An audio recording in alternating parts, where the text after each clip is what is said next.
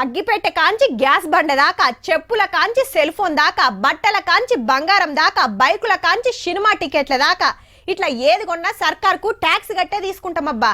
మనం కొనే దాంట్లోనే డీలర్ కమిషను, దుక్నపైన లాభం, సెంటరు, స్టేట్ ట్యాక్స్లు అన్నీ ఉంటాయి. గవన్నీ మనం లెక్కలేస్తామా? దుక్నం పోయినమా, చెప్పిన రేటు కట్టినమా, వస్తువు కొనుక్కొని వచ్చినమా అన్నట్టే ఉంటాం. రేట్ల ముచ్చట చెప్తుంటే మళ్ళేం పెరుగుతుందా అని మీరేం బుగులు పడకుర్రి. కొందరికి మాత్రమే బంపర్ ఆఫర్ ఇస్తున్నారు. బట్టలు గిట్లా కొనేది ఉంటే ఇప్పుడే కొనుండ్రి జప్పునా.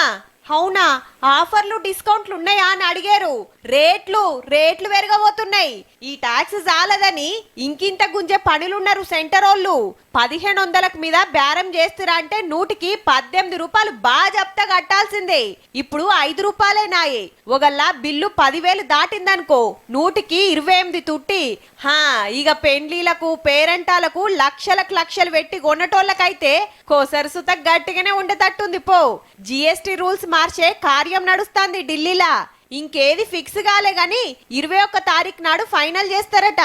అట్లనే దమ్ము కొట్టేటోళ్ళు, బగ్గ కూల్ డ్రింకులు గుంజేటోళ్ళు సుతా పర్సుల పైకం ఎక్కువ పెట్టుకోర్రి. ఇప్పటిదాకా 100కి 28 రూపాయలే పెద్ద ట్యాక్స్.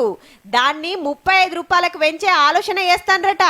అంటే ఏకదమ్ 7 రూపాయలు ఎక్కువ. 7 ఏండ్ల కిందట జిఎస్టీ తెచ్చిన్నాడు 4 తీర్ల ట్యాక్స్ ఉంటే ఇప్పుడు ఇంకోటి పెంచి పైసలు గుంజే ఇకమత్ అన్నట్టు. గుప్ప సిగరెట్లు, బీడీలు గుంజితే క్యాన్సర్ బీమార్లు వస్తాయి. ఎక్కువ తక్కువ కూల్ డ్రింకులు తాగితే పెయ్యికి మంచిది కాదంటారు కాబట్టి రేట్లు పెంచితే తాగుడు తగ్గిస్తారని సర్కార్ వాళ్ళ ఆపోచన. 17 రోజులకు జరిగే మీటింగ్ లా దేని మీద ఎంత కొత్త ట్యాక్స్ అనేది డిసైడ్ అవుతుంది.